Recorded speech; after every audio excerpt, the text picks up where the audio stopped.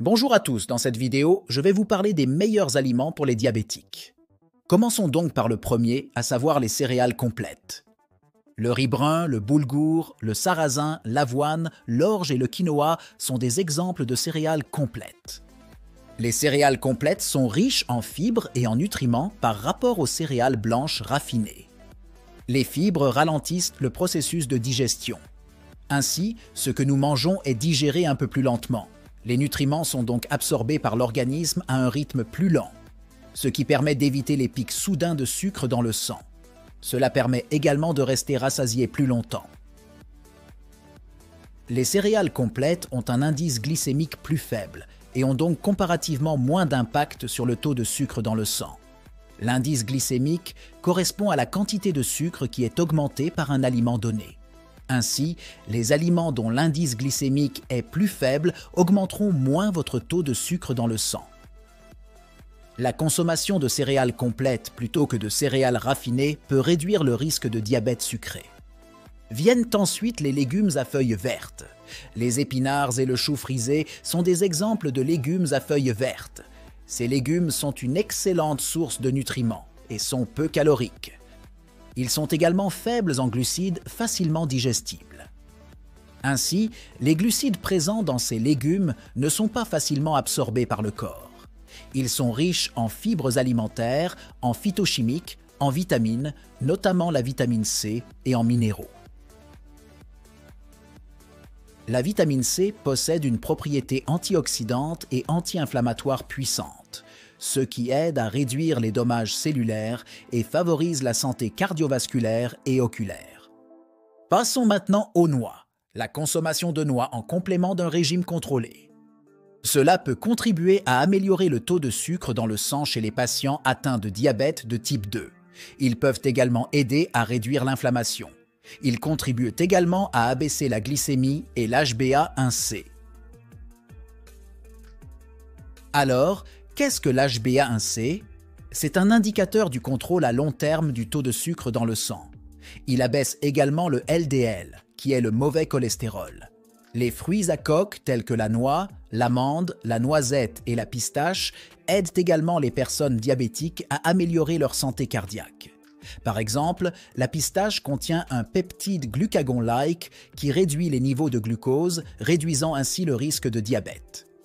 Vient ensuite le yaourt grec. Le yaourt grec est riche en protéines, en calcium et en probiotiques. Il est pauvre en glucides. Une portion de yaourt grec ne contient que 6 à 8 grammes de glucides, ce qui est encore plus faible que le yaourt classique. Il contient un type particulier de graisse appelé acide linoléique conjugué, CLA, qui peut aider à vous maintenir rassasié plus longtemps. Ainsi, tout comme les fibres, le CLA ou l'acide linoléique conjugué vous maintient rassasié pendant une période plus longue. Vous mangerez donc moins et la hausse de la glycémie sera ainsi contrôlée. Il a un faible indice glycémique, ce qui le rend à nouveau bénéfique. Passons maintenant à l'ail. L'ail est riche en manganèse, en vitamine B6, en vitamine C, en sélénium et en fibres. La consommation d'ail améliore le statut glycémique. L'ail aide également à abaisser la glycémie, l'inflammation, le cholestérol LDL, que j'ai mentionné comme étant le mauvais cholestérol, et la pression artérielle chez les personnes atteintes de diabète.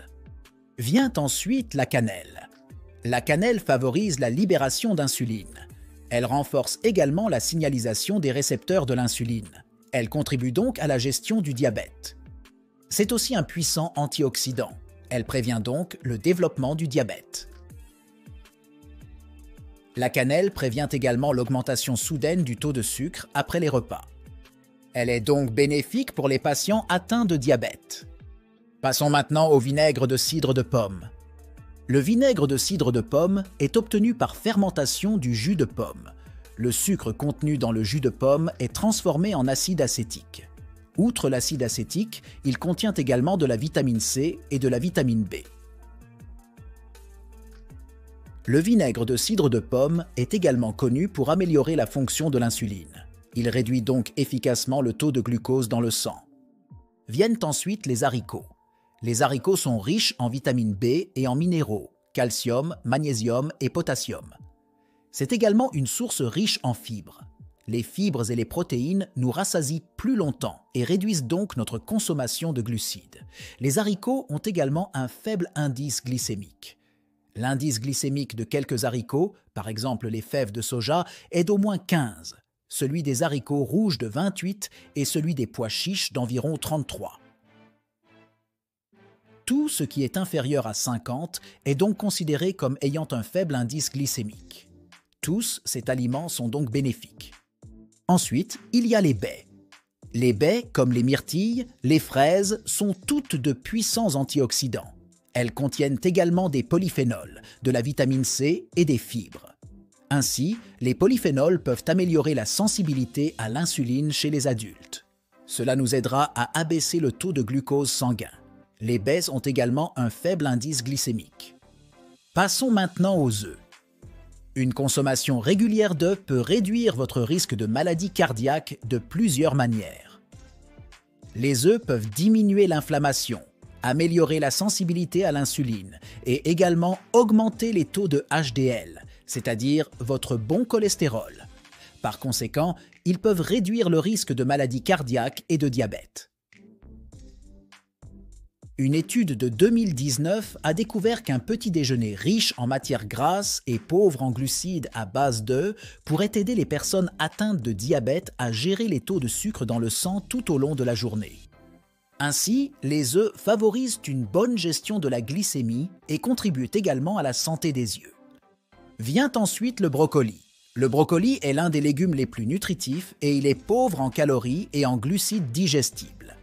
Il contribue donc à maintenir votre glycémie à un niveau bas. Il contient également des nutriments importants comme la vitamine C et le magnésium. La consommation de germes de brocoli peut entraîner une réduction de la glycémie chez les personnes atteintes de diabète. Cette réduction de la glycémie est probablement due au sulforaphane. Il s'agit d'une substance chimique que l'on trouve dans les légumes crucifères comme le brocoli et les germes. Le dernier est le poisson gras. Les exemples de poissons gras incluent le saumon, le hareng, les sardines et le maquereau. Et ce sont toutes des sources riches en acides gras oméga 3 DHA et EPA. Ainsi, les acides gras oméga 3 DHA et EPA sont bénéfiques pour la santé cardiaque. Le DHA et l'EPA sont particulièrement importants car ils réduisent l'inflammation et protègent ainsi les cellules qui tapissent les vaisseaux sanguins, ce qui peut contribuer à réduire le risque d'athérosclérose. Divers chercheurs ont indiqué que manger régulièrement du poisson gras pourrait réduire le risque de syndrome coronarien aigu tels que les crises cardiaques. Les poissons gras contribuent également à réguler la glycémie. Les poissons gras sont riches en protéines, ce qui prolonge la sensation de satiété et réduit la consommation d'hydrates de carbone. Ce sont donc quelques-uns des bons aliments pour les personnes diabétiques.